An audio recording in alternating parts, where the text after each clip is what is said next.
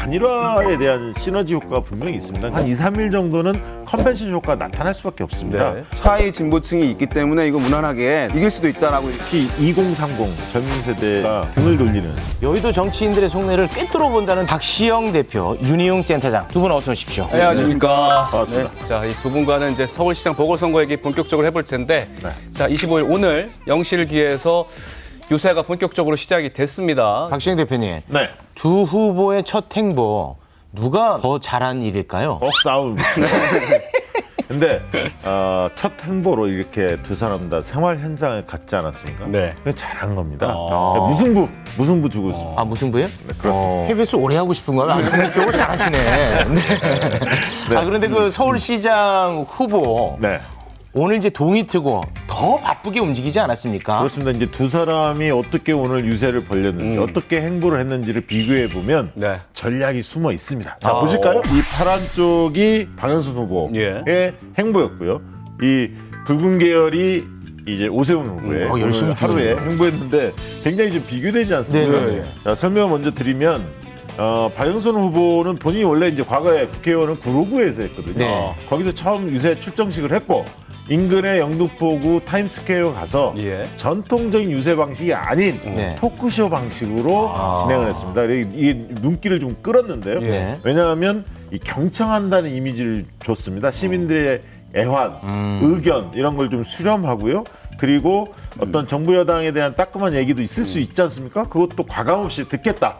이런 경청의 의미로 여기를 간 것 같고 그 다음에 현장 속으로 시민의 생활 속으로 가겠다 이런 부분들을 좀 드러낸 그런 어떤 전략이다 이렇게 보여지고요. 반면에 오세훈 후보는 훨씬 다닌 곳이 많습니다. 이게 하루에 다 다닌다라고, 와, 많이 다녔네요. 이제 오세훈 후보는 지금 지지율이 꽤 높기 때문에 네. 유세를 동해번쩍, 서해번쩍 이런 식으로 다니면서 많은 사람들에게 눈에 띄고 어떻게 보면 토크 방식보다는 마이크를 잡는 방식으로 접촉면을 늘려가겠다 이런 어떤 숨은 뜻이 약간 있는 것 전통적인 유세 방식을 할 수 있겠네요. 그렇습니다. 또 한 가지 포인트는 지금 보시면은 이제 강북 지역들 중심이거든요. 이게 네. 이제 전통적으로 민주당이 강세 지역이고 그렇죠. 국민의힘 약세 지역이니까 이제 약한 곳을 어떤 커버를 먼저 하겠다라고 하는 이제 의도가 보이고요. 박영선 후보는 또 이제 미디어에도 출연을 했어요. 첫날인데.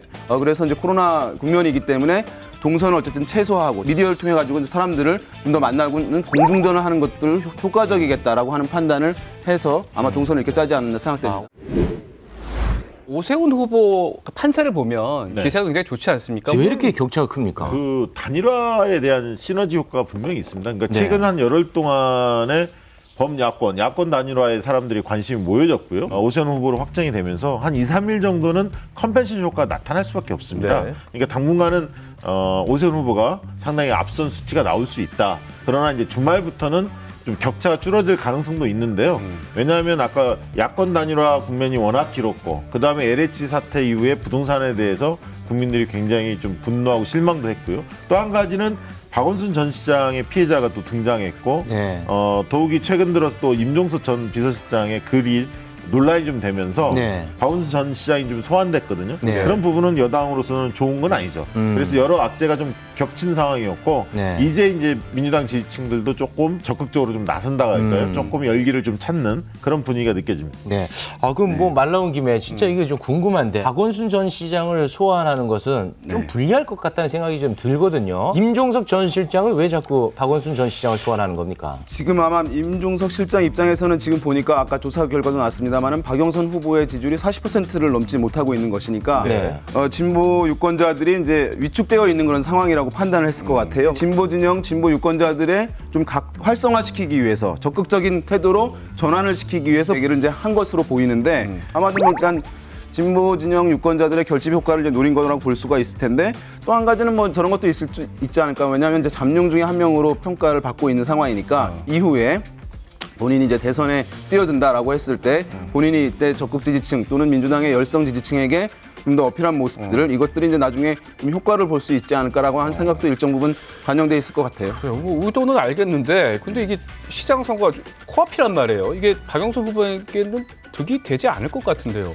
저는 뭐 득보다는 실이 훨씬 컸다 네. 이렇게 보고 있고요. 임종석 전 실장의 전략적 미스다 이렇게 규정하고 싶습니다. 왜냐하면 박원순 전 시장이 떠오를수록 오히려 그 지금 오세훈 후보가 박 시장 관련해서 계속 소환해서 좀 공격 포인트로 삼고 있거든요. 네. 길밀어 주는 거고요. 네. 그리고 특히 2030 젊은 세대가 등을 돌리는 네. 여권 쪽에 이런 어떤 계기로 작용할 수도 있기 때문에 네. 여권으로서는 좀 굉장히 곤혹스러운 상황이죠. 맞아요. 이제 여권의 핵심 지지층에는 사실은 이제 우리가 뭐 20, 30대 또는 30, 40대 젊은 여성을 얘기를 많이 하잖아요. 예. 그러니까 여성들은 이 문제에 상당히 민감할 수밖에 없는 것이니까 사실은 민주당의 핵심 지지층한테 어필한다, 결집한다라고 하는 효과도 제약될 수밖에 없는 그런 측면이 있겠고, 선거라는 것은 또 나아가서 아직 표심을 정하지 않은 중도층들, 무당층 또는 이제 유동층들의 마음을 얻는 것인데, 이제 이런 이슈가 계속 뜨거워지게 될 경우, 논란이 될 경우에는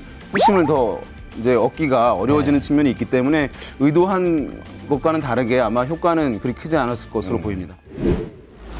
지금 어쨌든 이제 뭐 야당 후보가 앞서고 있는 상황이기 때문에 정권 말 치러지는 선거이기 때문에 여권에서는 상당히 이제 쉽지 않은 선거인 것이 틀림없어요. 네. 또 여권 후보들이 이제 여권 지지자들이 지금 여러 가지 악재 때문에 지지 표출이 제약되어 있는 상황이기도 한 상황이거든요. 그래서 어떻게 보면 뭐 어떤 분들은 샤이 진보층이 있기 때문에 이거 무난하게 나중에는 이길 수도 있다라고 이제 말씀하시는 분들도 있는데, 이제 샤이층 같은 경우는 그것도 일종의 결과로서 나타난 것이거든요. 그렇기 네. 때문에 선거 캠페인을 남은 기간 아마 여당의 입장에서는 추격하는 상황에서 더욱더 절실하고 절박하게 가져감으로써 지금 약간 위축되어 있는 여권 지지자들을 이제 깨우는 작업들, 그것들이 좀 필요한 상황 아닐까 생각됩니다. 알겠습니다.